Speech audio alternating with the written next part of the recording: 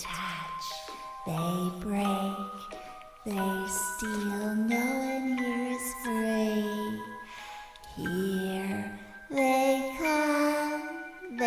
come for thee, unless you listen to Dave and Stacie.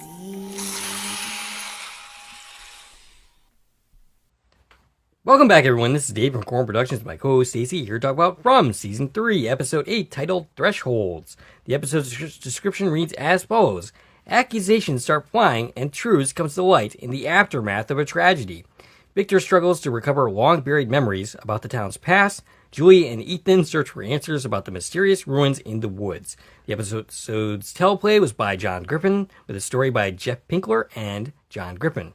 The episode is directed by Bruce McDonald. Before going any further, I'll tell you a couple of things. One, this is not a spoiler-free podcast.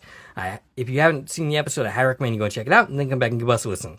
Secondly, if you're listening on one of the platforms this podcast is now available on, please follow, and feel free to check out my YouTube channel, Corn Productions, where additional content can be discovered. If you're already on my YouTube channel, please like, share, and comment, and subscribe to our channel. All right, so I actually don't have any shout-outs for this week. A very curious performance from last week's video. It had a whole ton of views, like well over the average. A ton of likes, more so than the average. Okay. But no comments. And that's the 306 video. Yes, 306 video. Yes. Because we do record 2 episodes ahead of time. Yes. Yep. I do have something to say though.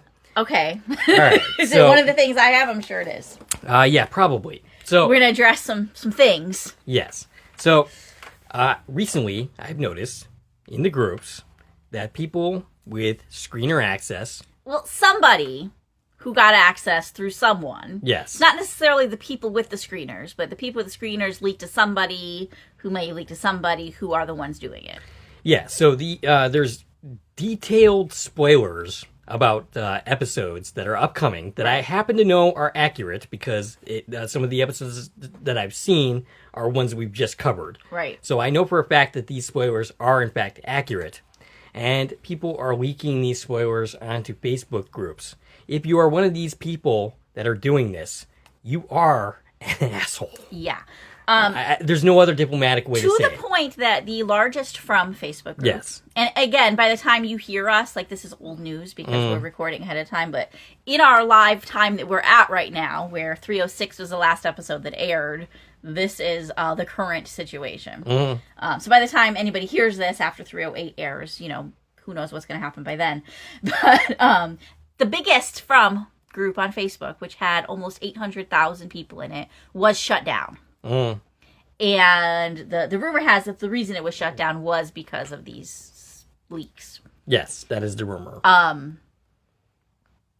So I don't know if the group itself decided to shut down, if Facebook shut them down, if MGM got involved in this. Yeah. I don't know the whole story. But I do know the leaks definitely happened. They're continuing to happen in other places, even though that group was shut down.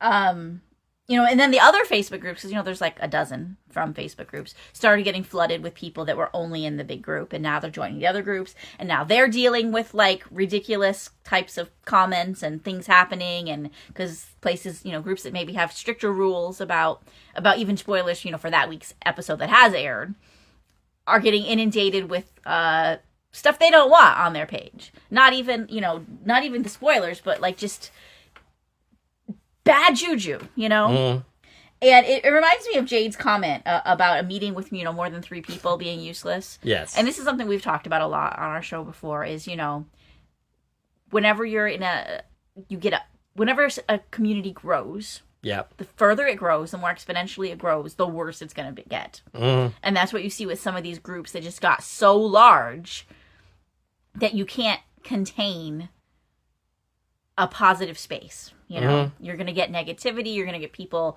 complaining about people being really, really rude and vulgar, and you're going to get everything. And unfortunately, that's what happened with that big group. Yes. Is things got really nasty there. And then somebody, and I don't know who it was, and again, I don't know if they're the person that actually got the screeners or if they got it from somebody who got it from somebody. Somewhere along the line, though, somebody messed up and broke their NDA. Broke their embargo. Yeah. And shared this information, either directly or with somebody else who did it. And to a pretty detailed Now, I didn't read any of it. I've seen people talking about this episode. Yeah, I didn't read the actual things. I have not gotten spoiled on 9 and 10. I've been pretty much avoiding the groups since this happened. I have not gotten spoiled, but I did see detailed information coming out about 7 and 8, which I have, of course, watched at this point. Because I have screener access and we're doing this podcast in advance. Right. So that we can have a... Which is the point of screeners, is what we're doing right here. Right, yes. We're recording this early so that when the episode drops, you can hear what we have to say about it. This information is not out so that you can spoil everybody else's good time who does not want to have this information. Right. And even the people who do want it. Yeah. That's not how this works. Right. There's a reason that it's not free to share. Because, the people who make the show want people to go watch the show. Right. Yes. Like, this is a business. This is a big deal. Like, there could be lawsuits around this if they figure out who actually was the person who actually had the episodes legally and was the cause of the spill. Yeah, I'm wondering if at some point they're going to, not have screeners for this exact I worry reason. about things like that. Like, they're going to ruin it for people like us who, we fought really hard to get where we are. Right. To the point where we can have the leisure of being able to record early and not have to, watch an episode 6 times in a row the minute it airs and then record something in order to get something out timely. Right. Which is what we did with season 2, Right. And this is so much better for us. And it's so much easier. And it would really frickin' suck if people ruin it. Yeah. For those of us who actually, follow the rules. Follow the law. Like, it is illegal to share information that you're not supposed to share. There are legal situations involved here. There are contracts that, we signed, albeit digitally. Like, there are specific things that have to be done. And I don't get it. I don't get why anybody would want to do that. I don't know either. Just to be a troll? Because they want to be like the big shot that shared the information. Yeah, yeah. I don't get somebody who thinks like that. And then also, though, I'm pretty sure they did it anonymously, so they didn't get in trouble. So how are you the big shot if you're doing it anonymously? They just want to start shit, I guess. More likely. So, yeah, that's what's happening. Yeah. In the online fandom is a lot of people know things that they don't want to know because they accidentally read them. Other people are hungry for the spoilers because they want the spoilers, and I understand that some people just want to know, so they're reading them and they're excited to read them. But you're ruining the whole experience. Absolutely. For everybody on every end of this, and it sucks for the creators and the writers and the actors and the directors and all of them because all their hard work is being reduced to somebody's description of it. Right. And ruining the twists and the turns for the people who actually want to watch it. Yeah, absolutely. And it's things like that could, potentially cause a show to get canceled. Yeah. Which I don't want that to happen with this show. Right. This show in particular, that cannot happen with. And I don't think it's going to now. I'm pretty sure this show is safe for a 4th season. But it hasn't been announced yet. It's not 100% certain. Right. So, yeah, that was definitely one of the things that I wanted to cover. I don't know if you have more that you'd like to get into. A couple things came out in the 306 discussion. Okay, so the biggest thing, besides spoilers, that everybody's talking about is Tabitha is Eloise. No. Yes. No. No is the correct answer. Right. So we saw that image in 306, and of course more of it comes in 307, but the public hasn't seen that yet, as of when we're talking. Of the character, remember, she wasn't even credited as young Tabitha. She was credited as young girl. So what does that even mean? I don't know. Right. But we have a new actress playing this child that in the dream, who clearly is from a different time, but that's a separate topic. Some people are taking that as proof that, okay, that's not Eloise. Different actress. We've got Eloise and we've got a dream girl. 2 different actresses, and that's proof to them to let go of this concept. As if the idea that we already, know Tabitha's only in her 30s and Victor's been there for 40 years wasn't enough. This, it made some people let it go. Other people are putting images side by side of Eloise and of the Dream Girl and saying that this is concrete proof that Tabitha is Eloise. So I've been seeing a lot of those. And I don't get it. I've seen a lot of those same people posting images of pretty much every character in the show, right, comparing them to Martin. Right. Which clearly makes absolutely zero sense. But, yeah, I mean... I was all for the people could be other people twists. Yeah. We talked about a lot of that in season 2. We did. And, Tabitha being Eloise was something I thought of when we first met Eloise. It didn't have any more information. Mm-hmm. But at this point, I don't see how you can look at two pictures of two different actresses and be like, obviously, it's proof they're the same person. Right. Like, what logic is that? So I also saw some people recently saying that the picture of Donna with her sister in the frame was compared the same as the monster in the cave that we saw. The creature in the cave, the swing coat creature. Yeah. And I do see a resemblance there. Yeah. But again, people are acting like that's proof of something. Right. And it's not. Right.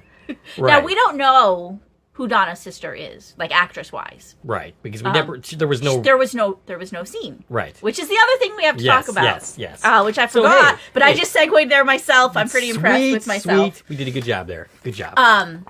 So we brought this up last week, and this is old news by now, by the time anybody's going to hear us talking about 308, because it's November 10th, guys.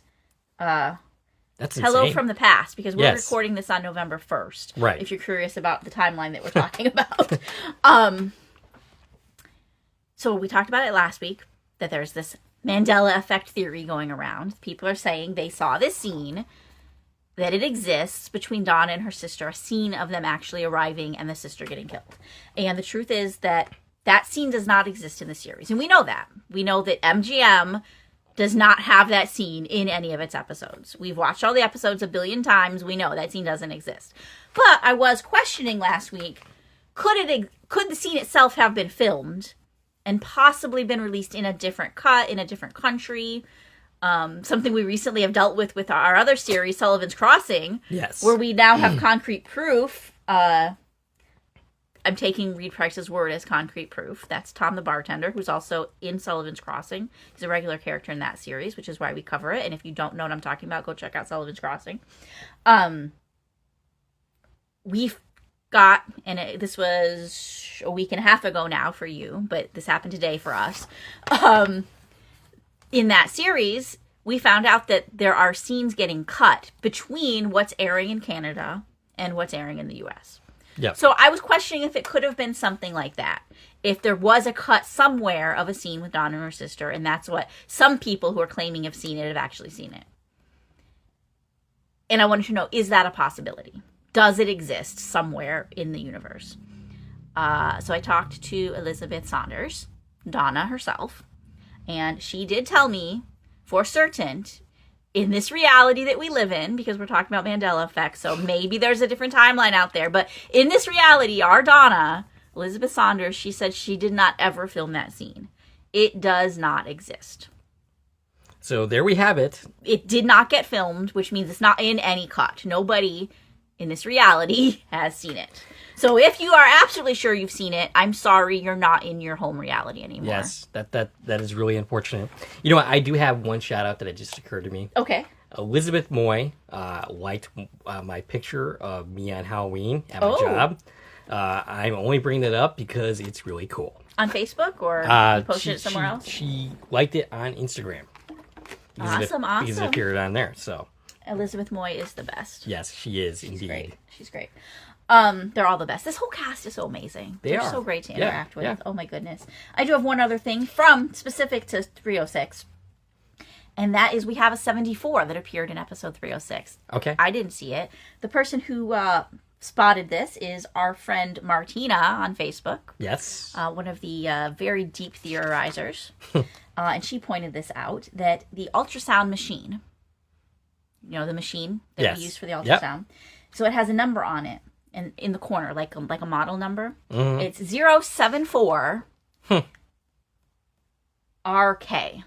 So we've got a 7-4. We know those are from numbers 4 and 7, 74, 47. That's what we're looking for. And it is on there, and that can't be a coincidence. I'm sure it's not. They definitely put that there intentionally. Absolutely. Now, her theory went further that RK stood for Khatri.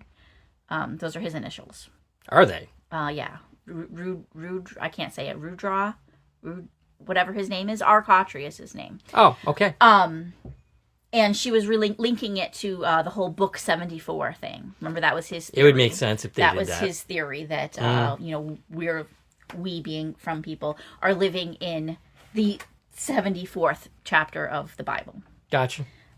So she was saying that means that. And, maybe not, but it's definitely an intentional 74. Definitely that much. That they didn't just happen to take a piece of equipment that has the number 74 on it. Yeah, I doubt it. No, they very intentionally that was very there. intentional. Yeah, so that's one of those things that I think that's pretty cool. And thank you, Martina, for catching that, because I sure didn't see it. All right. So anything else to say, or are we just diving in? Let's move on to 308, because, woof. It was We quite... got stuff to talk about in 308. Yeah, all right. So your thoughts, your opening thoughts on this week's episode. I really enjoyed this episode. 50-minute runtime, so it's one of the longer ones. Yep. 50 minutes without any commercials or anything like that.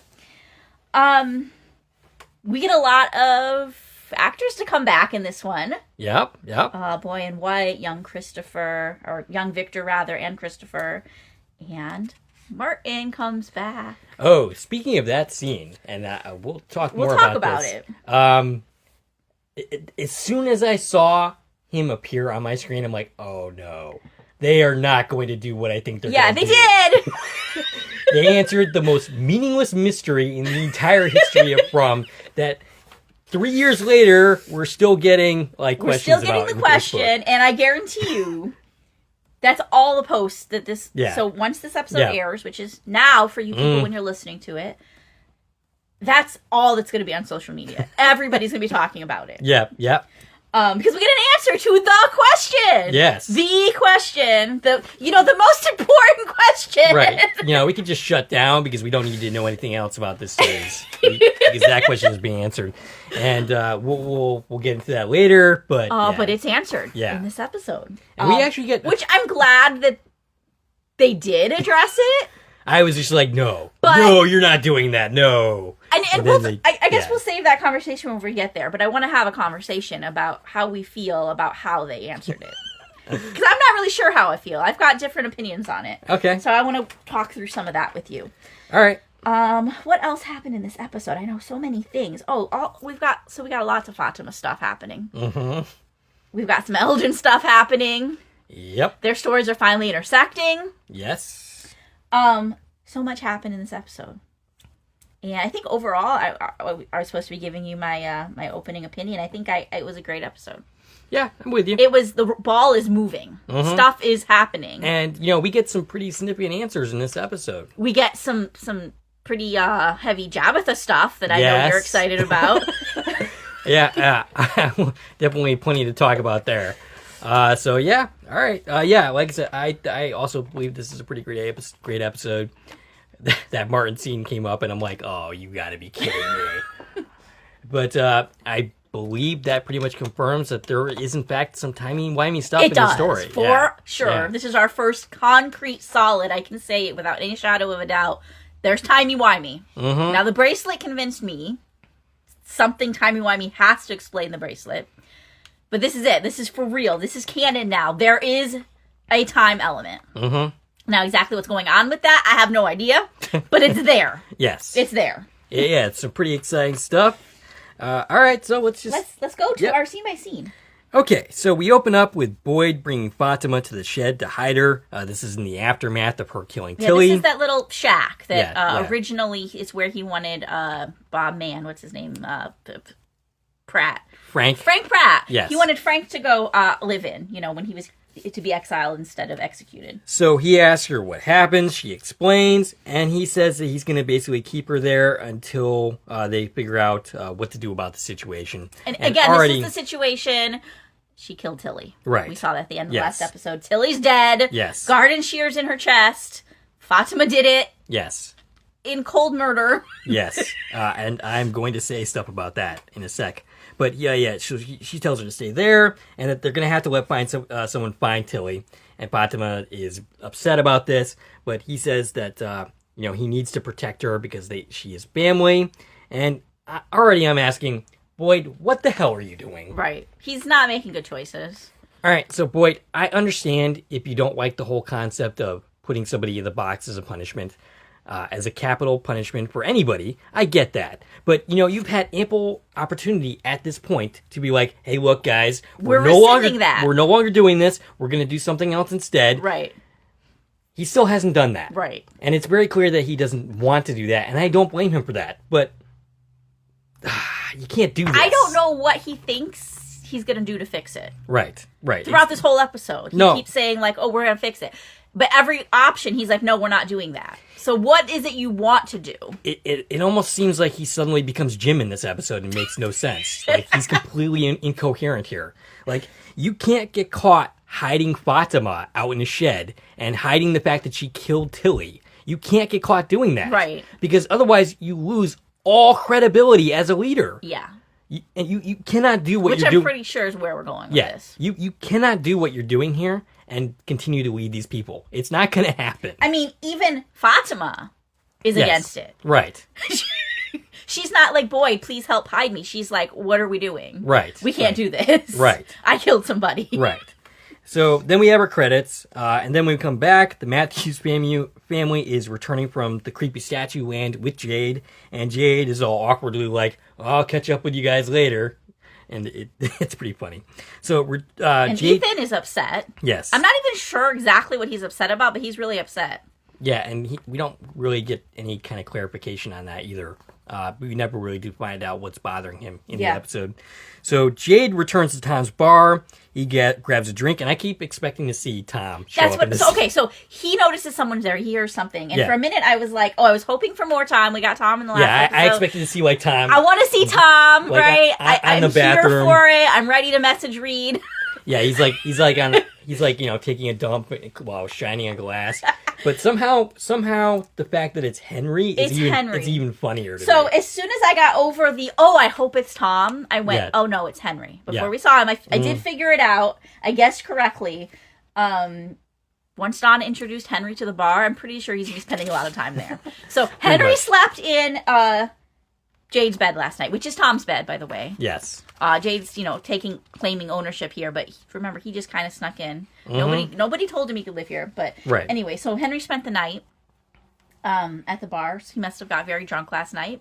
Donna left, and he just stayed all night long by himself. Yep. Which is, not a great situation, to be honest. He's only been there like 2 nights, and he's sleeping alone in a place. Yeah. That's kind of dangerous. Yeah. Because he could be influenced to open that door. Yes, he could. Yeah. So they had a really awkward first meeting, Jade and Henry, and he was like, "Who the frick are you?" Right. And then he warns that, you're Victor's dad. Okay. Yeah, have a drink. Right. Go ahead. So at Colony House, Tilly is being discovered by a Colony House resident. This is Colony House resident number 4 making his return, and I find it really hilarious. When I saw him, I know his number now. I was like, it's Colony House resident number 4. I know him by number. Right. He doesn't have a name yet. The actor's name is Colin H. It's that last name I'm not going to try to pronounce. He's been in several episodes this season. Colony House resident number 4 is who discovers Tilly. And Muriel happens to be wandering by. Presumably she's going to Colony House to check on Fatima. She's actually leaving. She spent the night. Oh, she's leaving? It looks like she's walking towards. I thought she spent the night there last night, and she's going home now. Oh, maybe. Perhaps. But it looked like she was I don't know. She's either leaving or coming. Right. Either way.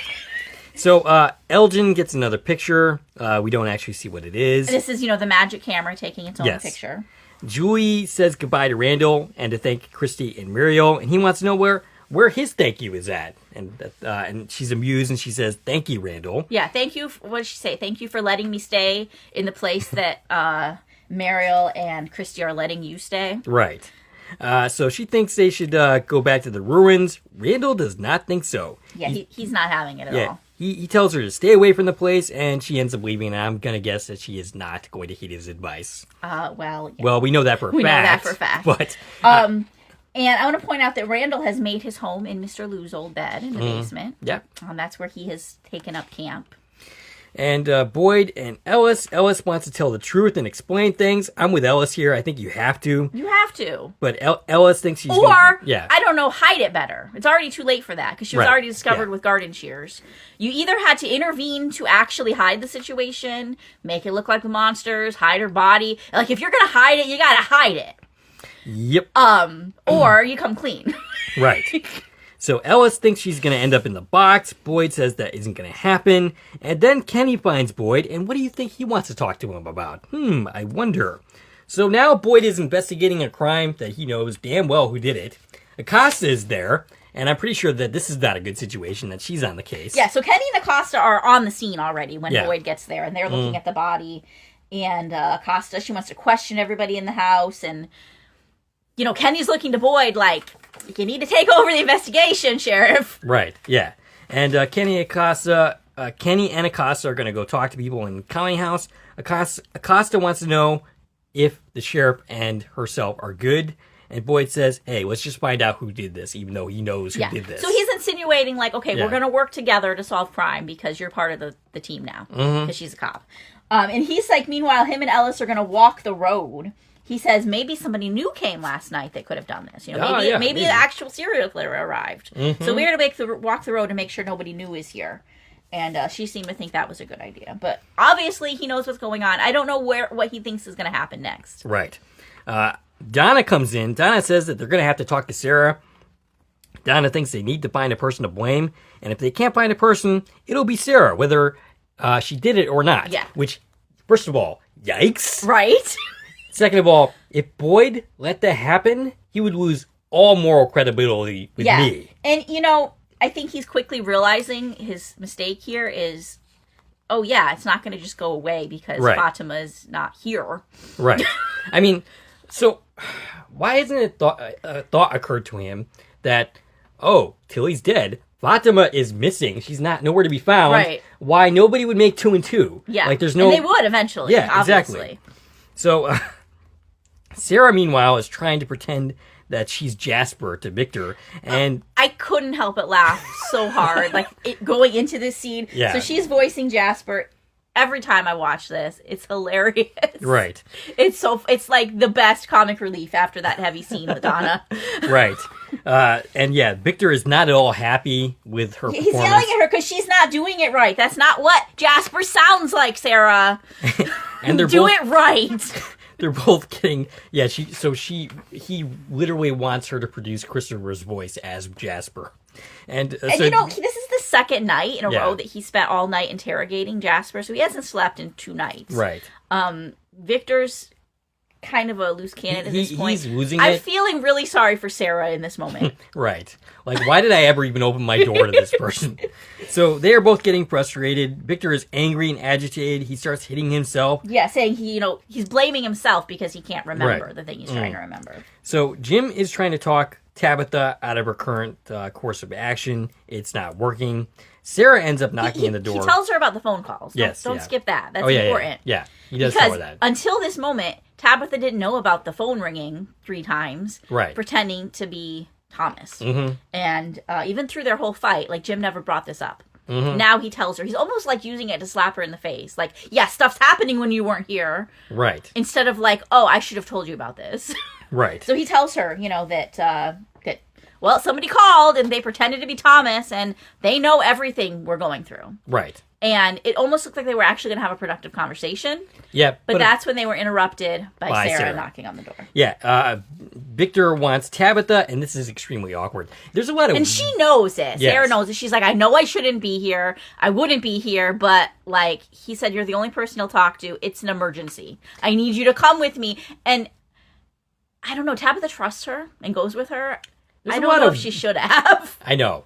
There's a whole lot of weird, awkward dynamics in this episode, for sure. Well, there's a lot of weird, awkward dynamics between our characters. Yeah. They've built these situations for themselves, right? Mm-hmm. Where, remember, not a lot of time has passed and all this stuff has happened between them. Right. Like, a week ago, she tried killing your son. Yes. And now she's like, I need you to come to my basement. Right. Follow me. Yeah. Well, she goes along with it. So Elgin goes into the clinic and runs into Randall. This is the first time that I could even recall them interacting since the bus. Right. Yeah, and they talk about it. Like, they deal with their stuff here. Randall thinks Elgin's trying to steal drugs. Yeah, it's funny because he's kind of like become a like, oh, you better not see them catching you getting into their stuff. Like, hey, I'm the guard dog for. Yeah, no, he's team Mary and Mary and Christy now. Remember, he was foraging mushrooms for them last episode. Mm-hmm. So, or was that this episode? That was last episode. Yeah, I'm getting confused. Yeah. So he says he was looking for a Band-Aid. Yeah, which clearly is a lie. Right. Randall asks if he heard about Tilly, and of course, Elgin has at this point. And then Randall apologizes for what happened on the bus. Yeah, for being so hard on him specifically. And it's crazy. Like, this entire scene is like Randall being a human being. I know, right? Yeah. It's good. It's doing good for him to move into the clinic and have people care about him. Yeah. He's he just needed. He's like the Grinch. His heart's growing. I guess so. And Elgin, of course, he's like, you were right. Yeah. Like, you were right. We should have turned around. Right. Like, that's specifically what he was giving Elgin a hard time about on the bus. Is Elgin was freaking out, and he was like, shut it. Right. He's like, you were right. We should have turned around. Not that turning around would have done any good. They were already here. Right. And Elgin ends up apologizing for throwing up on him, and Randall's just like, yeah. Yeah. It was just kind of a funny reaction. And again, we're reminded, like, how recent this was. Yeah. Yep. Randall leaves, and Elgin finds what he's looking for. It's not really clear to me. It's supplies for doing a blood draw. It's blood draw kit. Did you know that in this scene? Well, it says the name of it, like the medical name of it. Okay. But it was like tubing. Is all I got from the first time watching it. Okay, so it was specifically a blood draw kit. And we're at this point wondering what the hell is Elgin up to. Right. Tabitha joins Victor and asks her to. He asks her to hold Jasper. Tabitha, of course, is confused because she's not been let in on the whole interrogating Jasper thing. Right. Sarah, and she's like, it's a doll. Right. So Sarah is in the corner. Victor is once again getting agitated. Tabitha calms him down again and convinces him to sit down.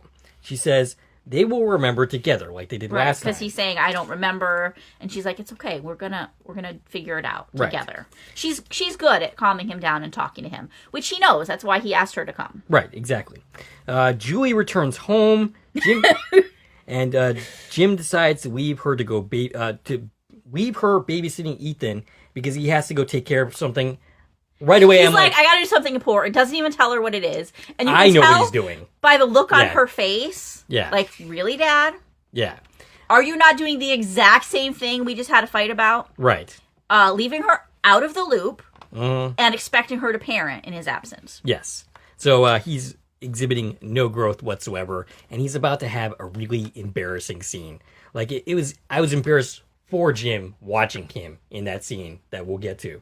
But, where am I in my notes? Okay. So by the way, Jim leaves, and Julie's like, what the fuck, Dad? And I know exactly where he's going. And, I knew exactly what he was about to do. But anyway. But did you know what Julie was about to do? Nope. Because she goes to Ethan. Yeah. And she's like, do you want to go somewhere cool with me? Bad idea, Julie. Like, you're really going to take your brother to do this? Your 8-year-old brother's where you're going to bring to the super scary place. Yes. No. I didn't see that coming. Yeah.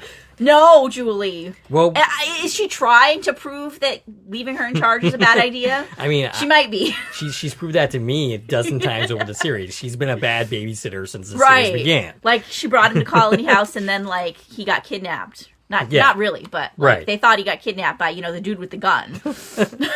So Henry and Jade is getting annoyed with Henry, and you'd figure that Jade would actually want to talk to Henry about Miranda and all that. Maybe to get some information out of him. Well, Jade, he's so self-centered. Yeah. But yeah, Henry's talk, because Jade doesn't know yet all the connections between Miranda and Tabitha, and, he doesn't have all the information. He doesn't know that the story's mirroring itself, right? Right. He just knows, she saw visions, but she's dead, so who cares? So Henry talks to her about Miranda.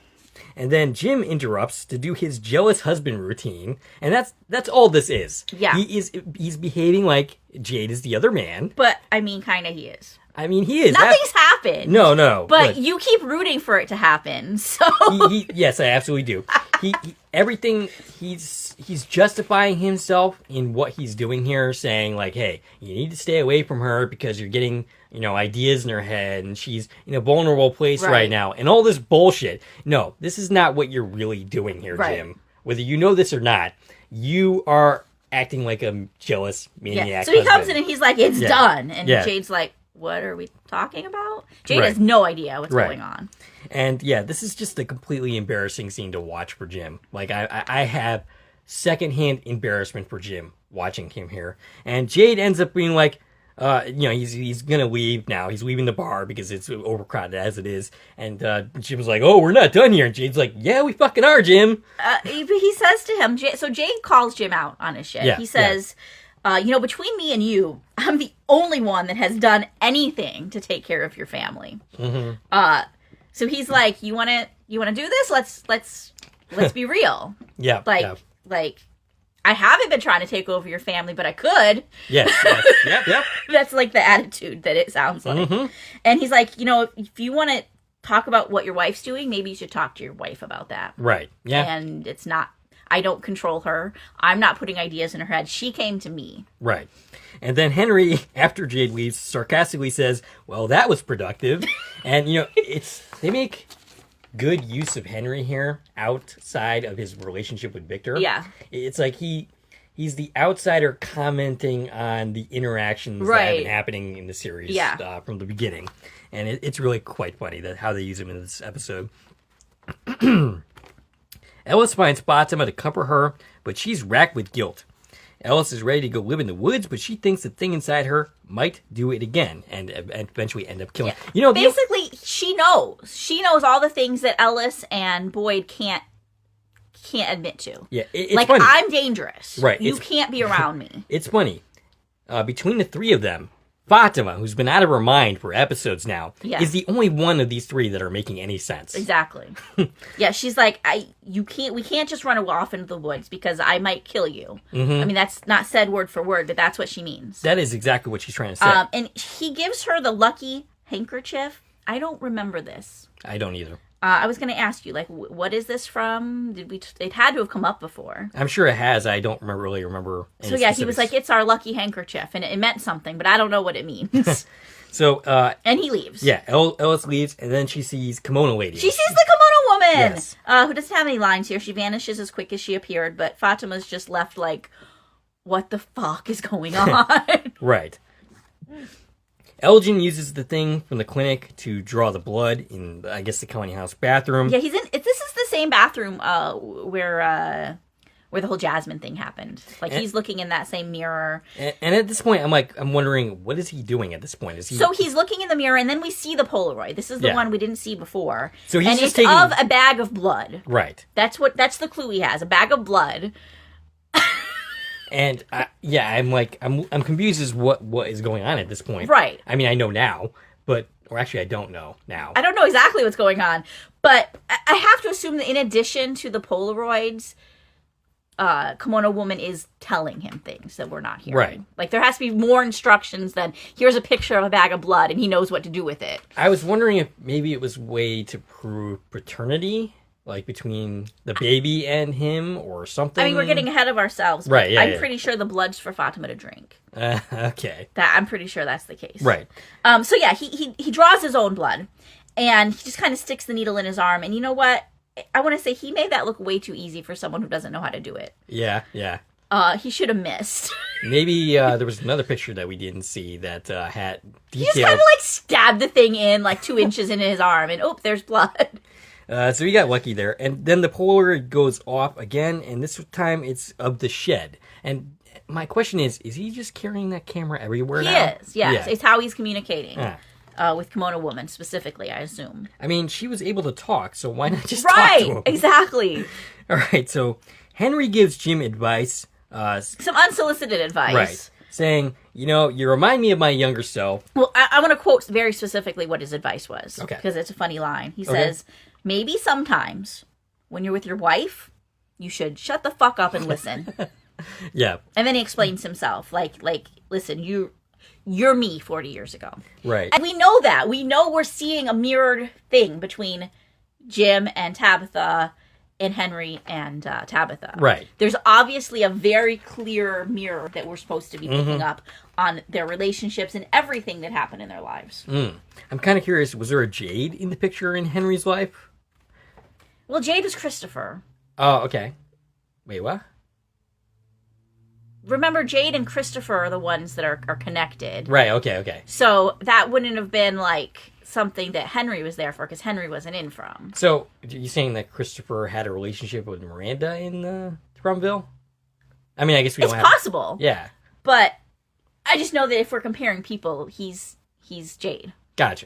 Okay. You know, the one seeing the symbol, and there's some definitely like mirroring happening between. So, but you meant specifically like, was there another man to be jealous about? Yeah. That's what I meant. I don't know. Right. I think really like all we know about Henry and Miranda's relationship is that he thought she was crazy.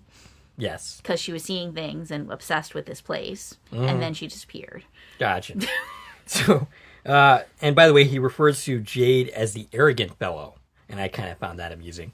So Henry says that he's holding on so tight because he's scared, and while he's going under the guise of being noble, what he's really doing is for himself because he's terrified. And Jim ends up sitting at the bar, and they end up revealing that both of their fathers were alcoholics. And another similarity. And from the looks of it, Henry actually is an alcoholic. Oh yeah, definitely. And you can't blame him for that because his family went missing and he was blamed for it for many, many years. And the only difference between the two men, as of right now, is the fact that Jim doesn't drink. But it doesn't actually seem to have helped his relationships any. Not at all. But we get a story here from Jim. Which I want to point out the importance of the day this story happens. We don't talk about that here, but it's definitely going to come up. Is he's talking about the day Julie was born. Do you remember what happened the day Julie was born? No. It's the day he lost the bracelet. Oh. So something happened on that day significant to our story. Beyond these little tidbits. Like that day is a turning point. So yeah, he says he went to a bar and then ordered the tallest glass of whiskey that he could that the bar would serve, and he just stared at it. He didn't drink it. He just stared at it, and he vowed to be a better father and a better husband than what he had. Than what his dad was, right? And I gotta say, Jim, you failed in a lot of respects. Well, he did fail, but I don't think he became an alcoholic. So that's fair. He did, he did that part right. Yes, that's true. But is this where he lost the bracelet? At the bar? Maybe. Are we going to have a magic bartender? Was it Tom? That would be interesting if we have a flashback to that scene and it actually was Tom the bartender. So maybe Tom is part of it, and he really is an entity the entire time, and he stole his bracelet and brought it to From in 1970s or whatever. So in response to this, Henry ends up pouring him a drink, and Jim asks him, "What are you doing?" And Henry says, "I'm giving you an opportunity to renew your vows." And I really like this scene between the two of them. Maybe, just maybe, this episode not being any evidence for it, perhaps we're going to finally see some growth in the character of Jim. Well, maybe, Henry is the influence he needs. Maybe. Someone who really understands him and can possibly help guide him a little bit. Into how to be a less shitty person. Yeah, basically. Okay, so Julie takes Ethan to the ruins. To the ruins? Where she had this calling to go to. Randall didn't want to go with her. He's obviously the person. It should be Julie, Randall, and Marielle. Yes. And I hope the three of them actually go there in the next 2 episodes and we actually get some answers because the three of them need to be there together clearly. Why, Ethan? Why didn't you go find Elgin? I know he's freaking busy, but look for him, Right. Go with Sarah. Go with somebody besides your 8-year-old brother. Yeah, well, I think this has a lot to do with that scene earlier on. He asked her, right? He was like, let me in. Right. Okay, great. It's great that you want to have this relationship with your brother, but you're putting him in a very dangerous situation. Yeah. Randall was too scared to come here. Yeah. So you bring your 8-year-old brother in his place. Well, he's not going to be scared. He's not scared, no. So I don't know that helps at all, but so she explains more about what happened to her, that she's been hearing screaming, that it stopped when she found the ruins. And Ethan encourages her to go inside. He tells her that she's at a threshold, that the hero has to be brave. So they start holding hands and walk towards the ruins. And as they walk, Ethan disappears from view, and she's suddenly in that... Martin's chamber. Yeah. How I always refer to it. So she's back where Randall, and Muriel were chained up. Right. She's hearing them. Yeah. It's their screaming that she's been hearing, and she sees them. And I was a little unsure. Is she just seeing them in her head, like flashbacky, or is she actually seeing them? Right. I'm a little unsure on that, based on what happens next. All Ethan is seeing is his sister on the ground convulsing. Yeah, she's having a seizure. So, which, remember, a lot of characters have had seizures in the show, including Ethan. Mm-hmm. So Tabitha tries to help Victor remember. Sarah chimes in asking about the weather. Like, what was it like the day that you saw Christopher and Jasper arguing? And wow, I can't pronounce her name. Eloise and Victor were playing hide and seek that day. And they were in a basement, but he doesn't remember which basement. And then he realizes that it wasn't this one, and that she never hid in the church. And he ended up checking. So I don't know the punchline here. Did she hide at the church? So he said that's the last place he looked for her because he couldn't find her anywhere. No, she wasn't there. He walked in on Christopher is what happened. But he was looking for his sister, and he said that was the last place to look because I couldn't find her. So I don't know where she really was. But Right. I guess we're not going to get the punchline of that story. So that's where he saw Jasper and Christopher arguing. Right. And, I want to point out that Sarah was really helpful in that moment. Because Tabitha was having a hard time getting through to him, and Sarah knew what to do to pick it up. And I almost feel like Tabitha saw something in Sarah and said, maybe you're not the evil person I think you are. Mm-hmm. Maybe you are trying to be helpful. Just don't kill my kid. So Acosta and Kenny interrogate Colony House people. Colony House resident number 4, who is joined with Colony House resident number 11, a new number. She's played by Alexandra McLean. This is her first credit in the series. We possibly could have seen her in background already. I'm not sure. But she is credited as stunt safety in episodes 303 and 304. So she had something to do with stunts. Okay. I don't know what happened in 303. The ambulance stuff happened. Yeah, I know 304 was basically... the ambulance at night. So she had something to do with stunts. And she's a stunt performer in 2 episodes of The Sinner Season 4. Interesting. And she was in Kids vs. Aliens as a character named Teenage Girl. Okay. So that means she had lines. Yeah. So we've talked about her before. We have, yeah. Yeah. I'm sure we specifically shouted her out. Yes, but not about this because this is new. Right. Colony House resident number 11. Good luck, Alexandria. I hope they don't give you a name. So then you'll be safe. Basically... Oh, wait, where am I? So we're interviewing these okay. residents. Yeah. So they're very quick to throw Sarah under the bus. Yeah, the residents are like, why are you talking to us? Why aren't you talking to Sarah? Costa doesn't know who Sarah is. Right. So this is her introduction to Sarah. And he basically asks Kenny, like, Sarah killed your father. I mean, that's not exactly true, but... But it's close enough. Yeah. And, like, so why are you defending him? Right. And Kenny just looks really uncomfortable. And Acosta, at this point, is like, what is going on here? Right. Because she knew that his father died. But she didn't know the circumstances. Right. Yeah. So, and then we go back to Ellis and Boyd still arguing about what to do about Fatima. But Ellis wants to run away with her, which he already told her that. And Boyd doesn't think that's a good idea. He won't be safe with her. So what does he want to do? Exactly. I don't know what Boyd's trying to do. Right. Donna comes in, ready to throw Sarah under the bus, and then Boyd just reveals who it actually was. He has some morality. He's like, I can't let Sarah take the fall for this. Right. And he tells her it wasn't Sarah, and of course Donna thinks that he's just trying to defend Sarah, and then he's like, it wasn't Sarah because it was Fatima. And that's what we're talking about, because we actually know what happened. So Kenny and Acosta talk about the whole Sarah thing. Kenny is clearly uncomfortable, and Acosta says she doesn't give a shit what Boyd thinks about anything. So specifically, she says, why didn't you tell me about someone who's already murdered 2 people? And I'm confused by that. Who were the 2 people? Well, if we're saying one was Jade's friend. She definitely murdered him. Right. And you could also argue she murdered her brother, although it was an accident. She killed him. Yeah.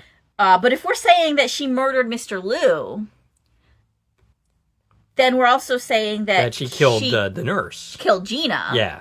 And also, nobody knows that she literally killed Toby.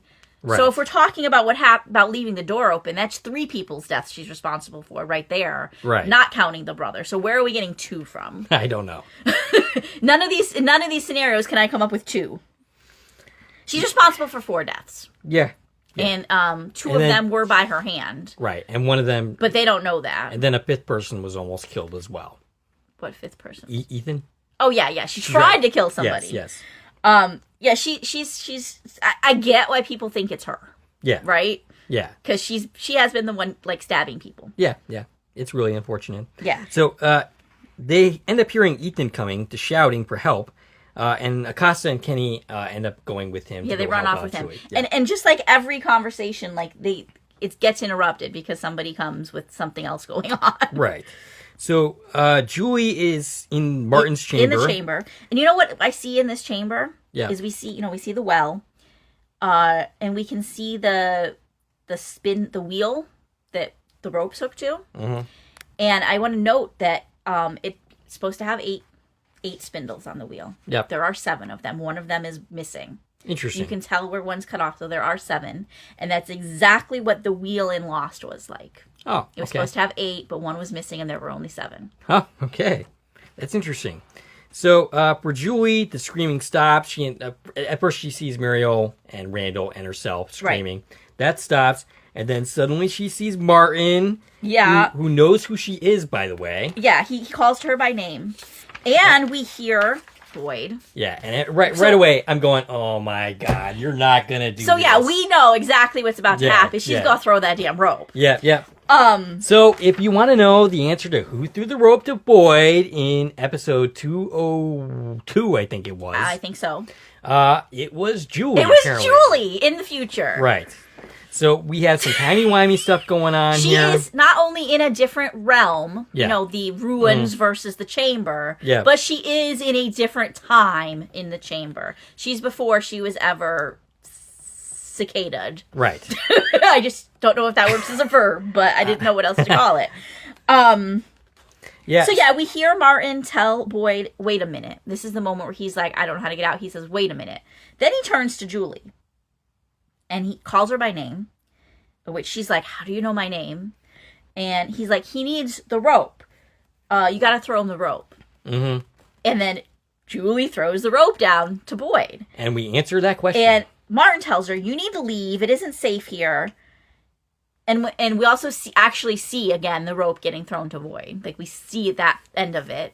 If anybody was still confused about what's happening here. Yes. So, yeah, you can stop asking the question. She turns back to leave, and he's gone. So she left that time. Yeah. So it almost feels like, in that moment, and this feels totally retcon, by the way, because we never heard Julie's voice, even though we heard Martin's voice. Boyd didn't hear her, even though he heard everything Martin was saying. Maybe she was quiet enough that... But he's talking to Julie. Yeah. In just as loud a voice as he was talking to Boyd, saying, hang on a second. It almost feels like what they're going for, and I'm not sure. You think this might be a parallel universe?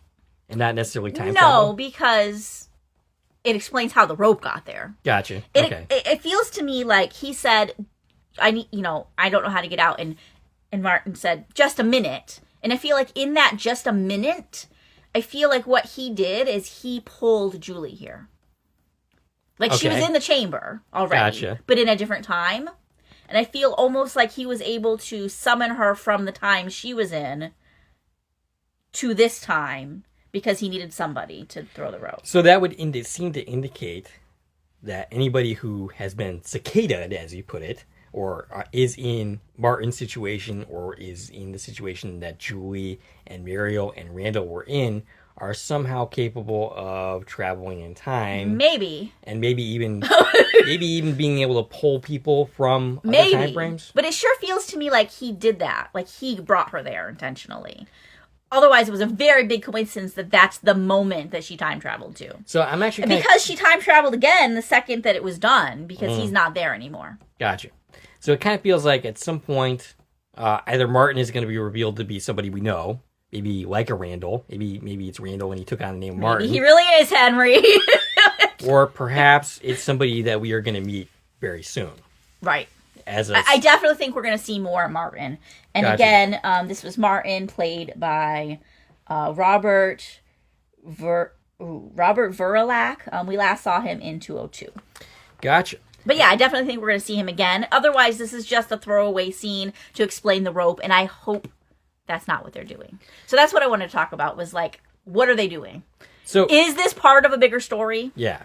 Like the whole, like, oh, you're with Martin now? Yeah. Is that part of a bigger story? Or was it literally just to explain the answer of who threw the rope that they never meant to explain? I'm going to give the creators more credit than that. I think that there's more to that it's this. Going somewhere? Yeah. I mean, obviously her, like, being in the chamber and time traveling or whatever is going somewhere. Right. But I mean, specifically, like, bringing Martin into it.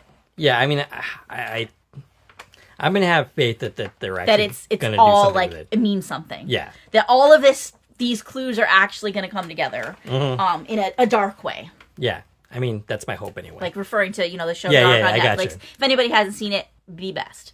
The best explained time travel mystery box puzzle show ever. Go watch that one.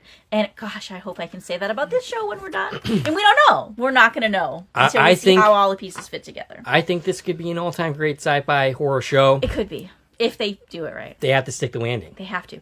But yeah, as it stands, if this is it, if it's like, oh yeah, we're explaining that, because the audience really wants to know about this rope, that they hadn't given any thought to how he threw the rope, and now they're explaining it by, like, just randomly giving Julie a moment of time travel without ever bringing it up again, that's going to be super disappointing. I don't think that's what they're doing. I don't think so, and I hope not, but I do feel like it's possible. It is, of course. And I do think some people are going to see this episode and be like, what the fuck, that's stupid. No, I'm done. Maybe. And other people are going to be excited, like, oh my gosh, we're getting somewhere. Right. And I think that's the reaction you should have. That's the reaction we should have. But I was excited to see Martin again. Yeah. Yeah. I was too busy going, no, you're not doing this. You're not going to solve the rope mystery like that. But, yep, sure enough, that's but what it has to tie into something else. Yeah, oh yeah, absolutely. It has to become a bigger part of the story. In order for it to make sense. So she turns back, he's gone. She walks through the door. Same door Boyd used to leave a few minutes later in the other scene. But she doesn't bring a torch with her. Right. I want to point that out. When Boyd brought the torch with him, that's when he was transported back to the ruins. Right. Or to the ruins in the first place, because he'd never been there before. She walks through the door without a torch, and you know where she ends up? The caves. Which, by the way, isn't that the same time frame that the whole Boyd and Martin thing was taking place, or is it a different time frame? Okay, so I mean, it's within the span of a couple episodes that happened. But she leaves the chamber, and she ends up in the caves. Right. Now, physically, how do you do that? I don't know, because obviously the caves are not in the same spot as the ruins. Right, yeah. She's in the caves. She hears Tabitha and Victor. Yes. She hears her. She calls out to Mom. We're in the scene now where Victor's explaining to Tabitha that this is where they sleep. That would have happened, at the same time. Like, right. Or was it earlier? I'd have to watch those two episodes again. It was either 201 or 202. Right. I feel like it was in 201, actually, when he said this is where they... Like, the first... I feel like it was both episodes, but I feel like the first, like, this is where they sleep would have been 301, 201. Yeah. But at the same time, this is happening roughly the same time. Yeah, roughly the same day. Yeah. It's the same day, for sure. Because also, we don't know, like, where the cuts are between, like, their different stories, right? Right, yeah. So, yeah, she's still time traveling, but now she's in the caves when her mother and Victor are there. Yeah. And then she calls out to her mom. Then she hears the kids going on Kui. Now, did she time travel again? Is that when Jade is in the tunnels? Maybe. Because the kids weren't saying on Kui when Tabitha and Victor were there. They were saying it when Jade was there. Yeah, that definitely happened at a different time. That happened at the end of season 2. Right. When he saw them. But he also saw them in a vision. It wasn't physically happening at that time. Maybe at this moment she's when it actually happened. Whoever knows when that was. Hundreds of years ago, even, possibly. Right. Interesting. Yeah, I don't know. But she's time traveling. We know that much for sure. Yes. Or at the very least... Well, no, I was going to say at the very least having visions of it, but it's more than visions because she physically touched the rope. Right. So she's not just seeing the past; she is in it. She altered events. Exactly. Because she sent the rope down to Boyd. Right. So she's physically in the past. Yeah. And in places that don't make sense for her to be at. Right. Through like physically spatial stuff. It's not making sense. Right. So, but it's something. Yeah. It's interesting. And I'm hoping they will expand on this. And they better.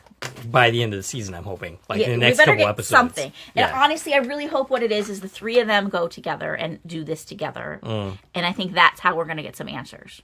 Because they are the three chosen for whatever the heck this is. Right. Okay. So, moving along. Kenny and Acosta end up dragging the convulsing Julie away, and she ends up regaining consciousness. Yeah, so we don't see what happens in the caves because she's brought back to reality. She's just outside of the ruins. Now, the second she was pulled out of the actual physical space of the ruins is when she woke up. And she hugs her brother. So, Boyd ends up explaining to Fatima... No, he's talking to Donna. Oh, yeah, okay, yeah. So we cut back to that. And my nose is just really bad here. She's learned, Donna now knows what's going on, and Donna wants to tell people. Now, it's interesting. The person that you would think would be thinking about the town, Boyd, is not. Donna... He's taking it too personal. Donna, who you'd figure would be more likely to try to protect Fatima. Right, because she's like a mother figure for her. Is thinking about the town. She's thinking about the town. And in my mind, she's the only one that's right here. Like, she's absolutely in the right. Yeah, we have to come clean. Right. And we'll figure it out from there. Right. She's like, I love her. I want to protect her, but we can't hide this. Right. And she thinks that she's going to have to answer for this crime. And she tells them that the people don't believe in Boyd anymore. And I think that's been kind of a theme running quietly throughout the season. Right. That he won't because he was like, well, people will understand. You know, they won't put her in the box. It'll be just like Sarah. I was able to tell them no, and it was no. So they'll understand if they find out. Yeah. And she's like, no, they won't. Right. Not this time, Boyd, because people just don't believe in you anymore. And she says either he is going to tell them about Fatima, or she's going to do it. And then she leaves, and she's extremely upset at this point. This convinces Boyd to let Ellis go through with his plan to basically... run off into the woods with her. Yeah. And another thing that Donna says here that makes complete sense, like... Well, first of all, Ellis wants to take responsibility. He says, hey, I did this. Right. But how does that solve the problem? Because exactly. We don't know what's going on with Fatima. Yeah, so, like you can take the fall, and but she's still the same... Right. She's still... The same thing's happening. Right. So she could still end up killing again. So what the heck good is it to do, like, take responsibility, go in the box yourself, and then have Fatima kill more people? Right. So, Victor and Tabitha and Sarah go to the church basement. And this is where we see young Victor in a flashback, and we see Christopher, and we see Jasper talking. But Victor has a breakthrough. Yes, it was not, in fact, Jasper revealing the secrets. It was actually the boy in white. The boy in white. So we have in this scene Eli Arsenault as young Victor, Tom Payne as Christopher, and Vox Smith as boy in white. All returning to their characters that I don't think we've seen any of them for a minute now. Yeah. So he said that it started with the children, that they were murdered by the people that they were, that they thought would protect them. He says, and this first part I think is very interesting. He says the answers to the end are at the beginning. Mm-hmm. What does that mean? I don't know, but it seems important. And that sounds kind of dark-y to me. Yep. That they were murdered in the dark. He says they were born in the dark. Yes, and murdered there. And murdered in the dark. But someone by the people they loved, the people they trusted. Yep. Which presumably would be their parents. Right. But someone they loved read them a story, and it gave them hope. So they poured all of their hope into the roots of the tree, which became the faraway tree. So they laid on the stones, poured their hope into the roots. The roots made the symbol, and then became the faraway tree. And I think I'm going to assume they're specifically talking about the bottle faraway tree. Yeah, because there are a lot of faraway trees. Yes. Yeah, I think it's specifically that one that he's talking about. So that's a giant answer right there. That's it's an answer full of questions. Sure, but it's progress. Yes, it's information. Yes, like real concrete information. Yeah. that we're being told this is about these kids, which we kind of guessed. Yeah. It's about the kids. They were murdered. Mm-hmm. Yeah, he specifically said that. That's they were what happened. sacrificed. Right. And it caused the tree. Mm. Or are we talking about the tree in the road? Which is always a different tree, but symbolically that tree. Interesting. Did this open the portal to From? Maybe. I guess so. We have more to uncover here. A lot more to uncover, definitely. But we are making story progress here. We're at least getting an idea of what the series is actually about. Right. It's definitely about the children and what happened to them and figuring that out. And Victor has answers that are hidden in his head somewhere. Specifically, he continues the story. The boy in white was telling Christopher that to save the children, he would have to go through the tree. So that means the bottle tree. Yes. So maybe that is what we were talking about the whole time. But Christopher wouldn't listen and he got angry. So what did Victor do? Victor told his mom what the boy in white said. And that's why she left them in the root cellar that night and went to the tree. All right, so this is interesting in the sense that it kind of contradicts what Victor has previously said. Victor said that his mother told him that that tree was special. Right. Whereas it kind of seems like that and happened. And we question that. Yeah. How does she know that? Right. It happened the other way around. Victor actually told his mother. Right. So she went to go do what needed to be done. So because she trusted what Victor told her. One could consider that a plot hole, but I'm going to go out ahead and venture that Victor's memory... Yeah, his memory's shot. He's not the most... I mean, he knows that. That's why he's trying so hard to remember. He's an unreliable narrator. Absolutely. So, and again, he knows it. Yeah. So he's only remembering things as the memories are being pushed forward. Now, what this means... Yeah. Tabitha was not the one that was supposed to go through the tree. Okay. To save the children. Right. But she still went there anyway. She went there because she was trying to do it. She was summoned to this place. Yeah. She saw visions of the place. She knew about the children. Mm-hmm. But she wasn't the one that was supposed to go through the tree. Because the boy in white was telling Christopher he had to go through the tree. And he refused to do it. Well, if we're saying comparisons, Christopher... Exactly. Jade is actually the one. Jade has to go through the tree. Okay. According to what the boy in white was telling Christopher. Interesting. The one seeing the roots, seeing the symbol, was the one, according to the boy in white, who we have no reason not to believe. Yes. We don't know if we can trust him, but we can believe him. Right. Is supposed to go through the tree. Interesting. So, yes, I think that Jade needs to go through the tree. Okay. To save the children. Okay. It didn't work for Tabitha because it wasn't... She has a role in this. She is chosen to play some part, but that wasn't the part she's supposed to play. So there's something else that she has to do. Right. Gotcha. I think so. Okay. So Elgin ends up finding Fatima at the cabin and convinces her to come with him, that they're going to go meet Ellis. And he ends up taking her to the root cellar and says, oh yeah, Ellis is right down this way. Yeah, but meanwhile, we see Boyd and Ellis... Yeah. Who are coming back to get Fatima. Yep. And Boyd's like saying goodbye, right? He's like, here's your supplies. He tells them to stay 4 or 5 hours away. Don't go to the route to the settlement. Like they're coming up with this whole plan. They're basically going to be fugitives in the From Woods, which sounds like a really freaking stupid plan. Yeah. How long do you think that's going to go on for? Either the town is going to catch up to them or the monsters are. Right. Absolutely. He says he's going to leave them supplies in the shack twice a week. And Ellis is supposed to leave him a note if he needs anything. Like, this is a horrible plan. Yeah. Horrible plan. But the whole thing's blown up because they realize she's not there. Right. Oh, first I want to bring this up, too. Boyd's like, promise me, if things get worse. Like, you'll kill her. That was the subtext there. Yeah. Right? Don't let her kill you. You'll kill her first. I'm not sure that you could trust Ellis to do that. And Ellis says, what if you had the chance to run with Mom? Instead of shooting her, would you have done it?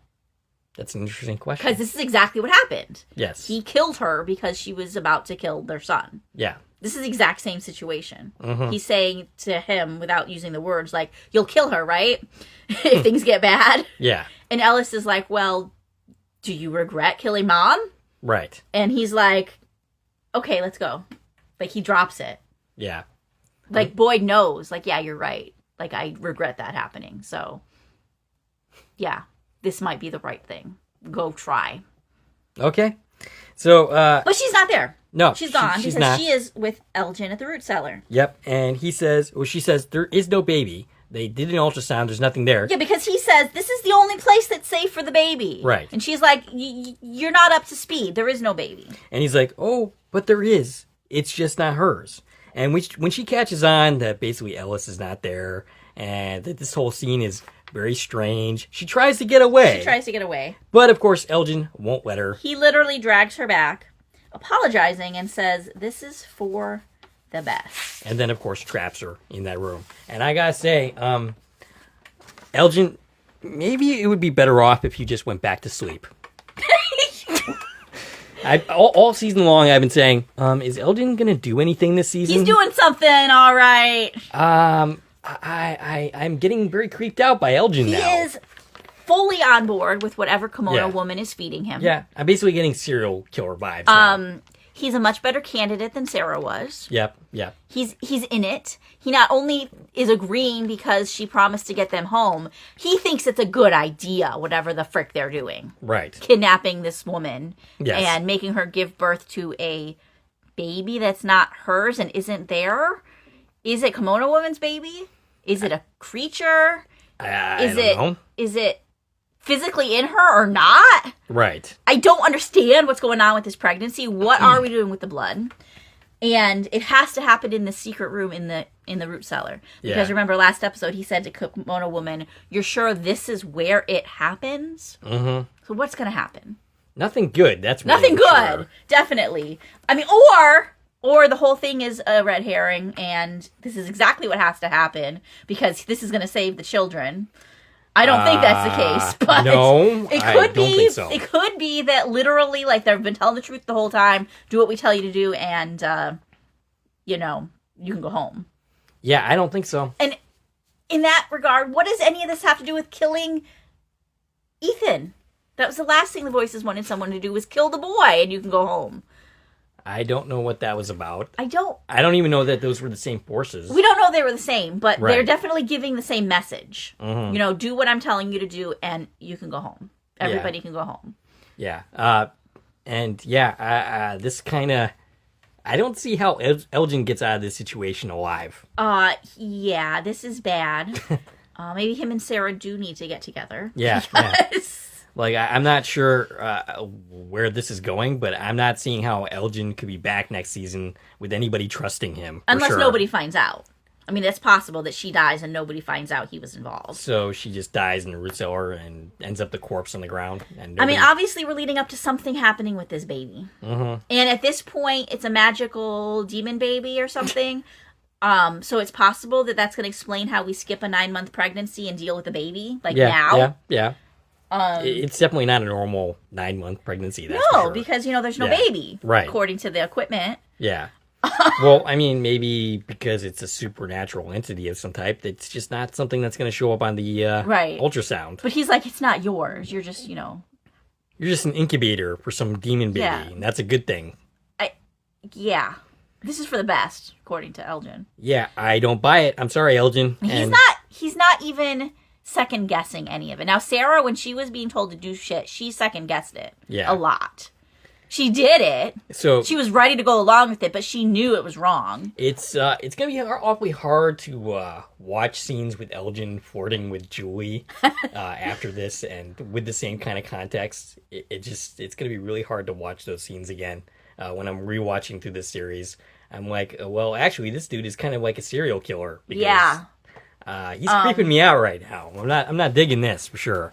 But Elgin's character took a turn. I do find it very interesting how Fatima and Elgin and the Kimono Lady's stories are all intersecting now. Because we weren't sure they all had anything to do with each other. They definitely do. Yes. We just don't know what. Right. Yeah. Maybe she's going to give birth to the Kimono Lady.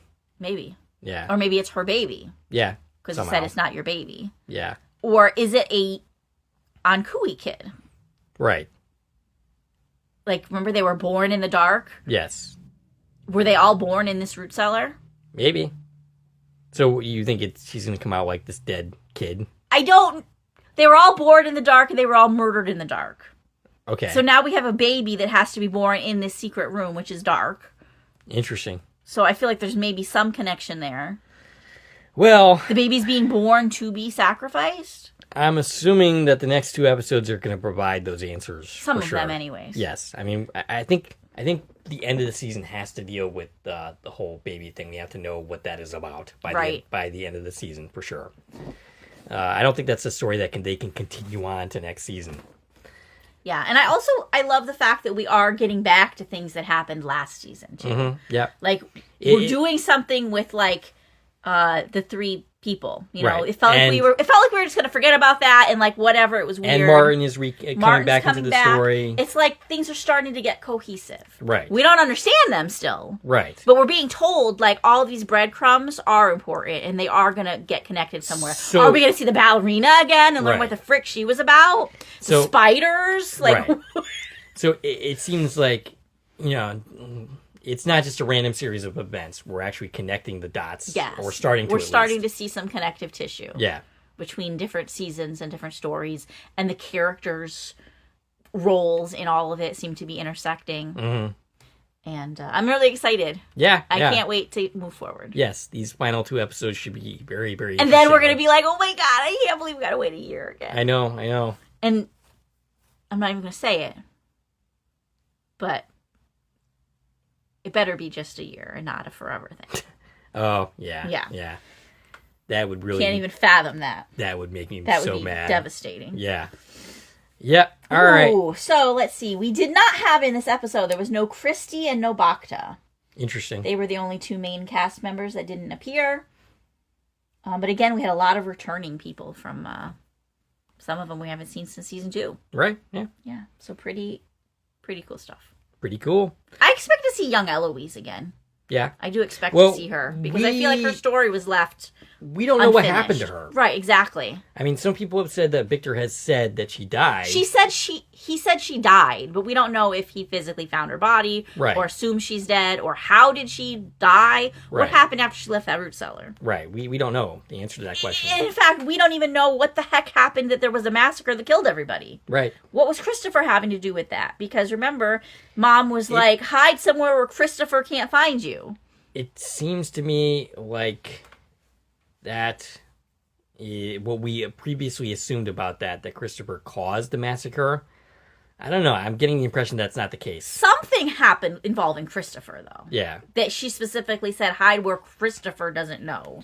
So... Like, why do we not... Why are we not trusting Christopher? The boy in white made Christopher go insane and kill everybody? And... what happened to Christopher? Well, it's pretty clear Did he die in the massacre or not? It's pretty clear that the monsters got everybody else. Right. Those were clearly... But why? Why in that night did everybody die? Mm-hmm. Why did they, like, say, okay, enough, we're done playing with you guys? Because they could have killed everybody every night. There were no talismans at this point. Right. They chose that night to end it. Mm-hmm. Except Victor, for whatever reason. And we don't know the specific fates of Christopher or Eloise. Where do they fit into this story? Right. As far as what happened that night. Now, I thought we were going to get some answer to that when Tabitha went back to the real world. Right. That has yet to be the case. Yeah. So we still... And we still don't know if that was the real world. Right. We still don't know. Like, what the heck was up with all those weird things happening there? Mm-hmm. Yeah. Because Henry sure seems real. Yes, he definitely does. But there were still all these weird things that made her go, oh, that's not real. Right. So we got to get back to that eventually. I don't think we're getting back to that in these 2 episodes. But yeah. But what else was that? Because there was some other layer to it, right? Mm. There has to be, other than just like literally she was out and now she's not. Right. Because there was weird stuff going on. All right. Do we have anything else to say, or are we done? I think we're done. We could go on forever and ever and ever. Go round and round in circles. But I think we covered everything we have to cover at this point. Okay. And we're going into Revelations Part 1 next week. I know, craziness. Oh my goodness. This is definitely this was a really fun episode to talk about, and I'm assuming the next couple episodes are going to be wild. Crazy, I'm sure. I mean, this entire season has been pretty great. Yeah. So I'm looking really forward to it. And I'm seeing some people say this is the worst season, nothing happened. They need to go away. They're not watching the show they need to be watching. Apparently. No, they need to watch some other show. Yeah, go watch a police procedural. There's plenty of those out there. All right. We would like to hear from you. What'd you think of this episode? What are your current theories? What'd you think of this podcast? Stacie, can be reached at? I can be reached on Twitter, X, Instagram, and Threads at TVN Coupon Talk. If you like this video and want to support the channel, there are a number of ways to do so. You can follow me on Twitter at Core Productions. You can join one of my Core Productions Facebook pages. You can buy something from the Core Productions store on Zazzle.